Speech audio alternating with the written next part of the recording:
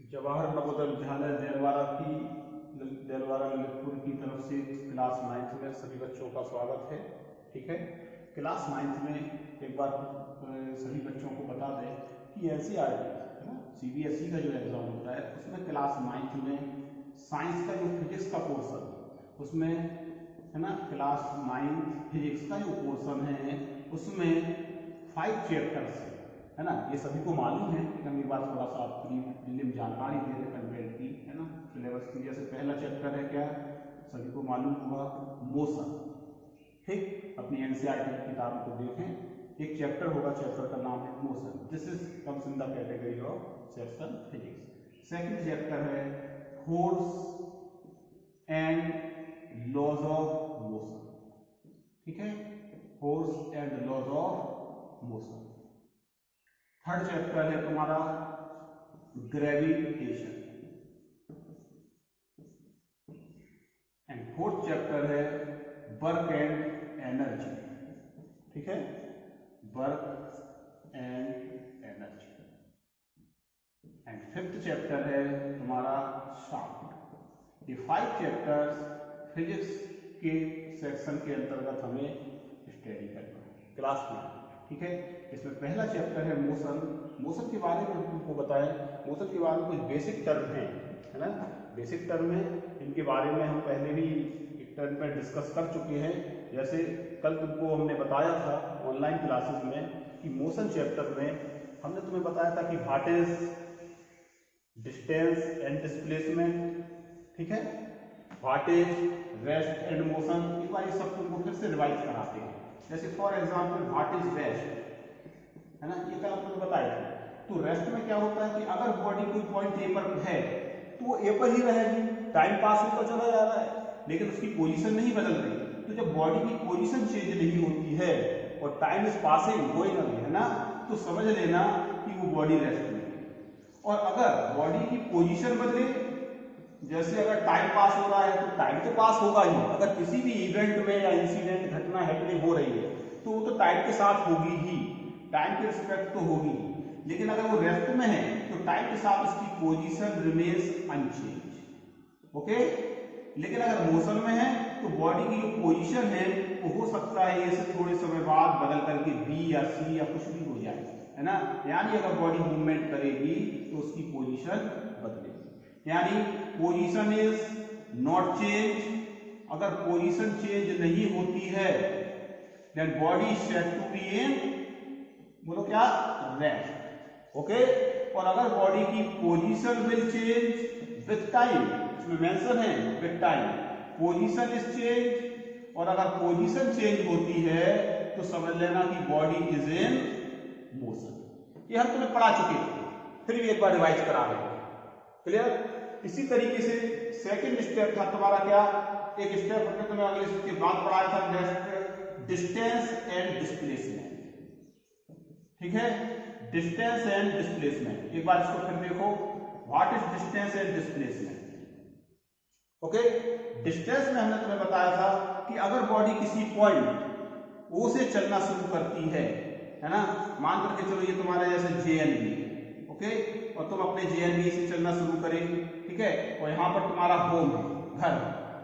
ठीक है, और यहाँ पर तुमने देखा कि तुम्हारे यहाँ तुम लोग कहते हो, बताओ जरा, 40 किलोमीटर है सर हमारा घर, है ना, 30 किलोमीटर है किसी का 50 किलोमीटर है। अगर हम यहाँ से लेके यहाँ तक का जो किलोमीटर जिसका तुम यूज करते हो, अगर हम थोड़ी देर के लिए एग्जाम्पल ले लें जैसे किलोमीटर, है ना, तो ये किलोमीटर क्या है तुम्हारे जेएनबी से तुम्हारे होम का, इसी को तुम बोलते हो डिस्टेंस। लेकिन अब डिस्टेंस को टेक्निकली डिफाइन करो।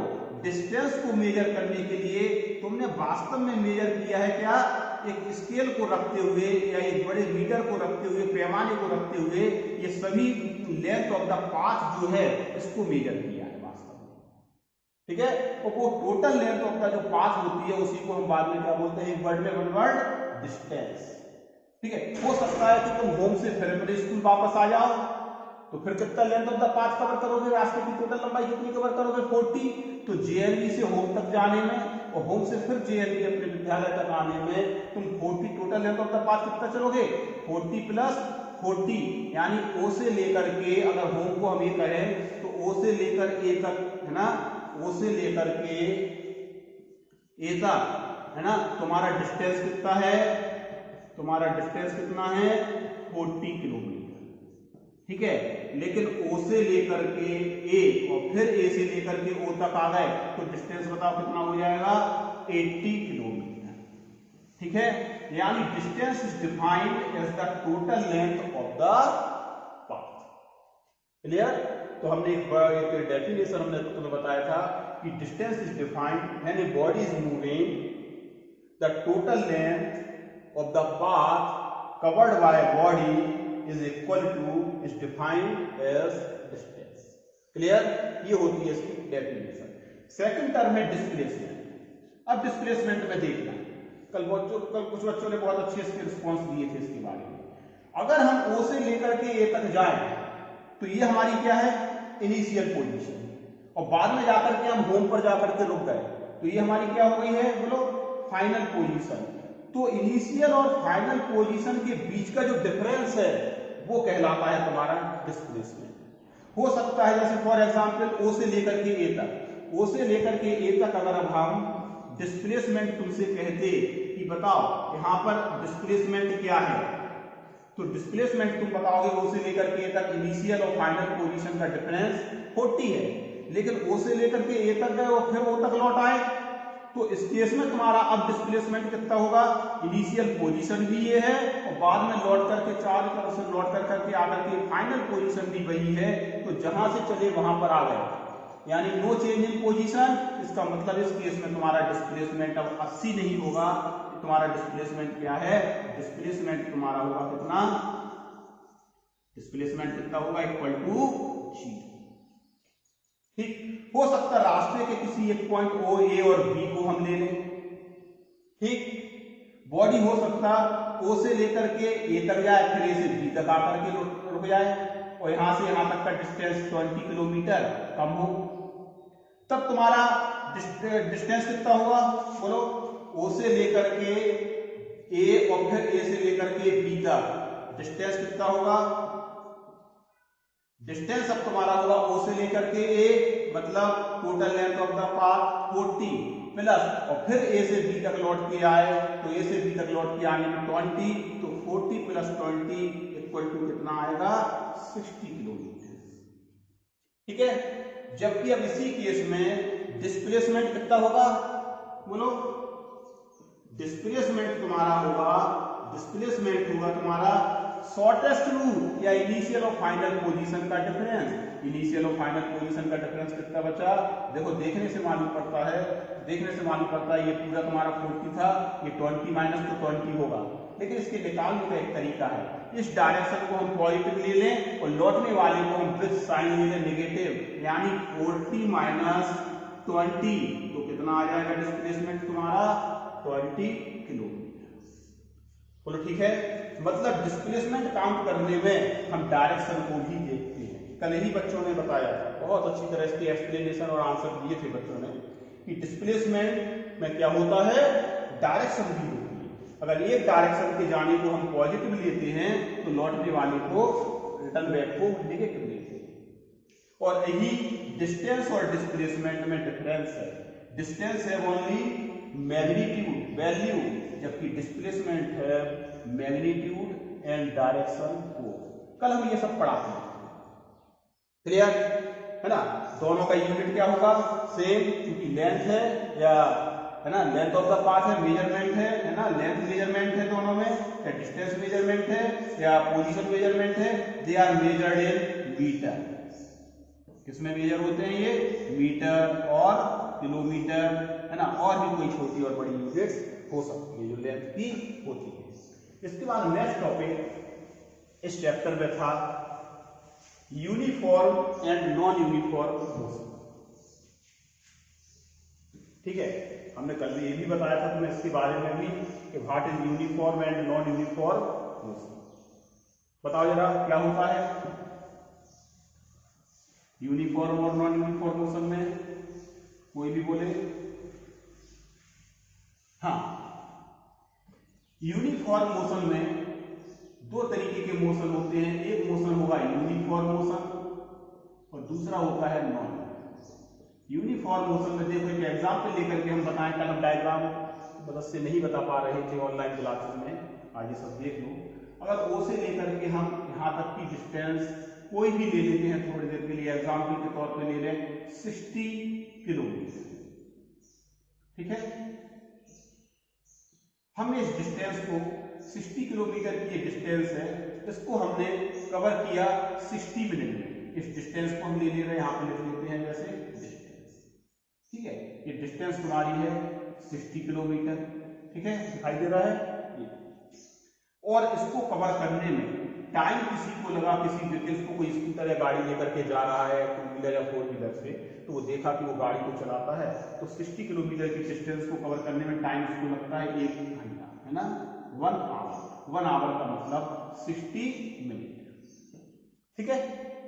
अच्छा, अगर उसकी गाड़ी इमेजिन करो तो कि किसी गाड़ी पर अपनी गाड़ी के साथ बैठ के जा रहे हो और रास्ते में कोई भी ब्रेकर नहीं हो, कोई भी गड्ढा ना हो, बिल्कुल प्लेन रोड हो, बिल्कुल बहुत अच्छा, ठीक है। और गाड़ी की स्पीड का जो पॉइंटर जो लगा होता है वो एक किनारे पर, ना स्लो स्पीड हो ना फास्ट स्पीड हो, तो तुम देखोगे कि अगर उसको 60 मिनट में 60 किलोमीटर चलता है तो हर 1 किलोमीटर का इक्वल जो पोर्शन है वो कितने कितने मिनट में चलेगा, कितने कितने मिनट में चलेगा, 1 मिनट। यानी और उसका भी आधा, हर आधा किलोमीटर कितने मिनट में चलेगा, 1 मिनट का मतलब 60 सेकंड, यानी 30 सेकंड में, ठीक है। अगर हम इसी तरीके से और थोड़ा बड़ा डिवाइड करें तो बड़ा डिवाइड तुम देखोगे कि 30 किलोमीटर कितने मिनट में चलेगा, 30 मिनट में। जब 60 किलोमीटर 60 मिनट में चल रहा है तो 30 किलोमीटर 30 मिनट में, ठीक है। 15 किलोमीटर 15 मिनट में। और 1 किलोमीटर चलने में अगर एक सी स्पीड है उसकी, एक सा बिल्कुल अगर मोशन है, तो 1 किलोमीटर चलने में कितना लगेगा, 1 मिनट। बल्कि इसके भी और छोटे छोटे टुकड़े करते चले जाओ, तुम देखोगे कि टाइम भी उसी रेशियो में 1 पर डिवाइड होता जाएगा। तो अगर उसका मोशन एक समान है तो ऐसा कहलाता है यूनिफॉर्म मोशन, ठीक है। यानी हम इस यूनिफॉर्म मोशन को अगर डिवाइड करें यहाँ पर डेफिनेशन के फॉर्म में और अच्छी तरह समझें तो इसका मतलब ये निकला निष्कर्ष कि इक्वल डिस्टेंस, ठीक है, अगर बॉडी मूविंग बॉडी इक्वल डिस्टेंसों में तोड़ दें हम टोटल लेंथ को, टोटल डिस्टेंस को, तो इक्वल डिस्टेंस को कवर करने में इक्वल टाइम लगे। Equal distance cover in equal time interval, okay, equal distance cover in equal time interval, okay. Then this is the definition of uniform motion. ये uniform motion की definition है कि when a moving body cover equal distance, equal portion of distance को equal time interval में cover करे, और उनको इतना छोटा तोड़ो, इतना छोटा तोड़ो, इतना छोटा ब्रेकअप करो पार्टीशन कि वो हर पॉइंट के फॉर्म में आ जाए। वरना हो सकता है कि एक जो छोटा सा लेंथ का डिस्टेंस का पोर्शन ले रहे हो उसमें स्पीड बदल भी जाए, मोशन की स्लो या फास्ट भी हो जाए। यानी हर पॉइंट पर मोशन एक समान हो, एक फॉर्म हो, यूनिफॉर्म हो, तो मोशन यूनिफॉर्म मोशन होगा। मीन्स टू से यूनिफॉर्म मोशन में equal distance covered in equal time interval. और नॉन यूनिफॉर्म, अब तो तुम्हें मालूम ही पड़ गया होगा, अगर मोशन नॉन यूनिफॉर्म है, ठीक है, अगर मोशन कैसा है, नॉन यूनिफॉर्म मोशन है, तो नॉन यूनिफॉर्म मोशन में कोई भी एक क्या हो जाएगा तुम्हारा, अनइक्वल। अगर तुम डिस्टेंसों को इक्वल करते हो तो टाइम अनइक्वल लगे, ठीक है। और अगर टाइम को इक्वल करने की कोशिश करोगे तो फिर डिस्टेंस अलग अलग हो जाएंगी। यानी नॉन यूनिफॉर्म मोशन में unequal distance in equal time interval, ठीक है। यानी अनइक्वल डिस्टेंस कवर करे बॉडी, अनइक्वल डिस्टेंस, ठीक है, इन इक्वल टाइम इंटरवल, ठीक है, इन इक्वल टाइम इंटरवल, ठीक। या फिर equal distance in unequal time interval, मतलब दोनों में से कोई भी एक अनइक्वल हो जाए तो इसका जरूर मोशन कैसा होगा, नॉन यूनिफॉर्म। और हम अपनी डेली लाइफ में जो अधिकांश मोशन देखते हैं उसमें वो मोशन जरा बताओ कैसे होते होंगे, नॉन यूनिफॉर्म होते होंगे, क्योंकि गाड़ी की स्पीड या मोशन को एक समान बनाना, मेंटेन करना कठिन है, ठीक है। लेकिन हमारे नेचर में, यूनिवर्स में बहुत से मोशन ऐसे एग्जाम्पल्स हैं जहां पर मोशन कैसे होते हैं, यूनिफॉर्म, ठीक। नेक्स्ट टॉपिक इसी चैप्टर में जो तुम्हें बता रहे थे, नेक्स्ट होता है क्या, यूनिफॉर्म और नॉन यूनिफॉर्म मोशन के बाद, ठीक है, इसके बाद होता है स्पीड एंड वेलोसिटी। ठीक, ये तुम्हें छोटी सी ये सब चीजें पढ़ा चुके थे हम, ठीक है। नेक्स्ट टॉपिक क्या है, स्पीड एंड वेलोसिटी। देखो जरा,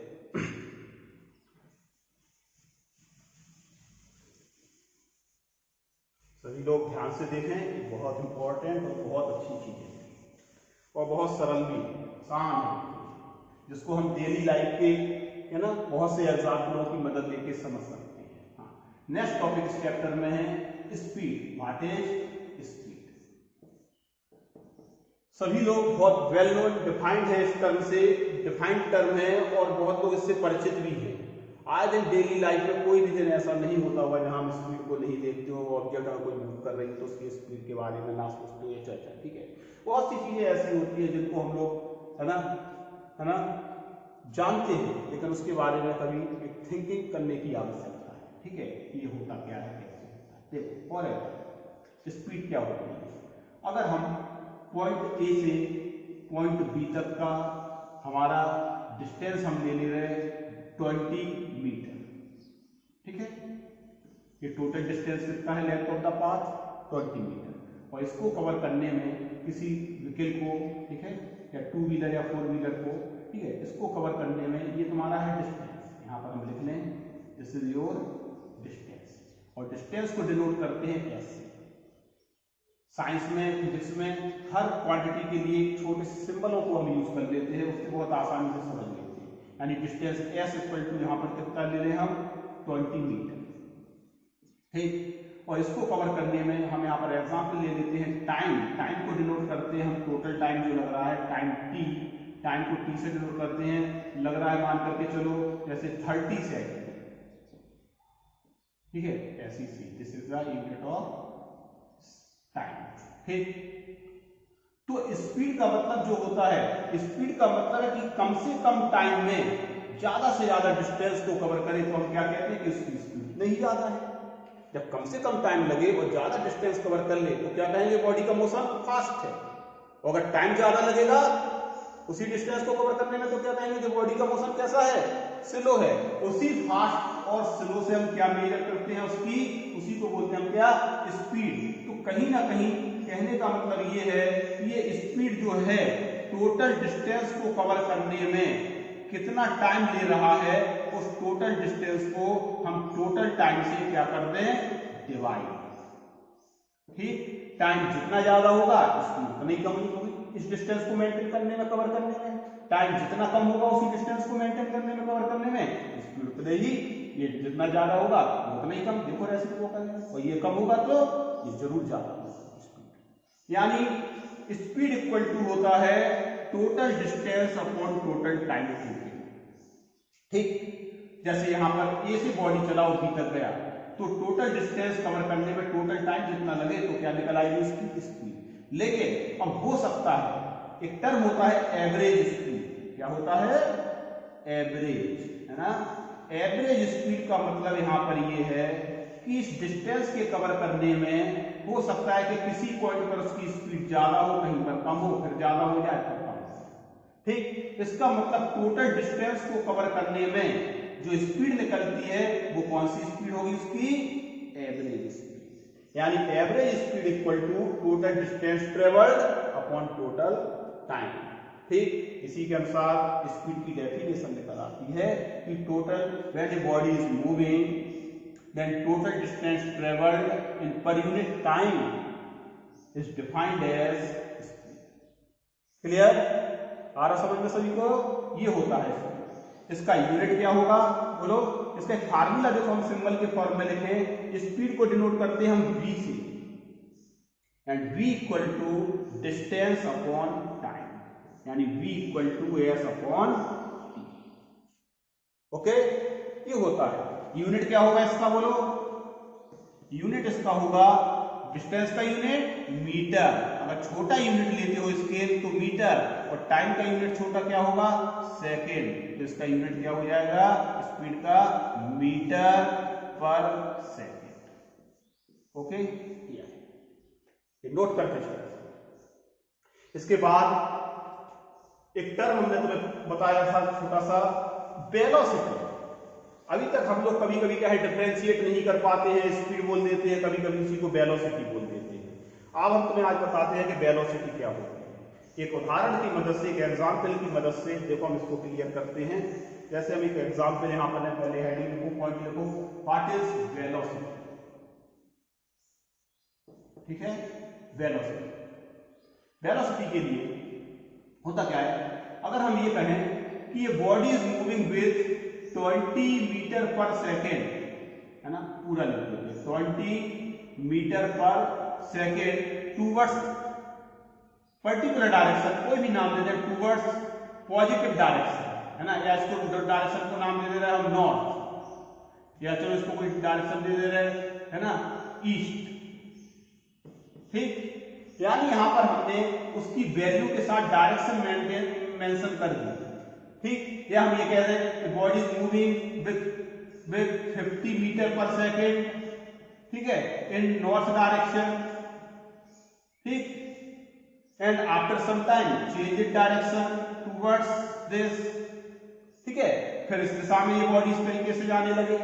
तो जब बॉडी के स्पीड के साथ हम जब डायरेक्शन को मेंशन करते हैं तो वो क्या बन जाती है, वो क्या कहलाती है, वेलोसिटी। डेफिनेशन फार्मूला सेम है। कुल मिलाकर के हम यहाँ पर वेलोसिटी को लिख सकते हैं, वेलोसिटी के लिए लिख सकते हैं डिस्प्लेसमेंट अपॉन टाइम। क्यों? क्योंकि डिस्टेंस के साथ, डिस्टेंस के पैरेलल क्या होता है, डिस्प्लेसमेंट, बशर्ते कि इसमें क्या होता है, direction. And velocity equal to, बहुत शॉर्ट में कहीं कहीं हम अप्लाई करते हैं कि velocity equal to displacement upon time, because this है डायरेक्शन, दिस है डायरेक्शन। यानी दोनों में कुल मिलाकर के अंतर क्या है, यूनिट देखो सेम है, यूनिट तो वही होगी, मीटर पर सेकेंड।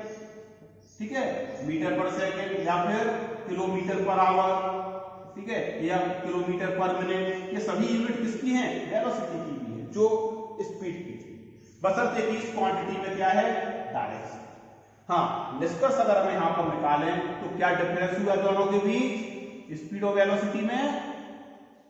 स्पीड और वेलोसिटी में क्या डिफरेंस होगा, इसमें केवल मैग्नीट्यूड होता है।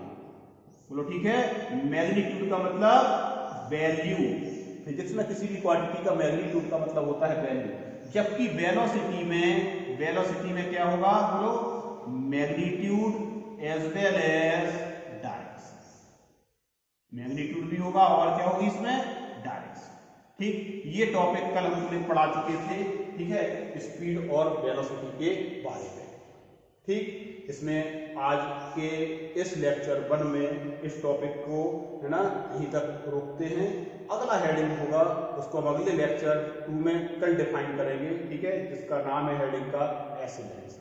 सभी बच्चे इसको नोट कर करके इसके बारे में एनसीईआरटी की किताब से जरूर पढ़ें। ठीक है, थैंक यू।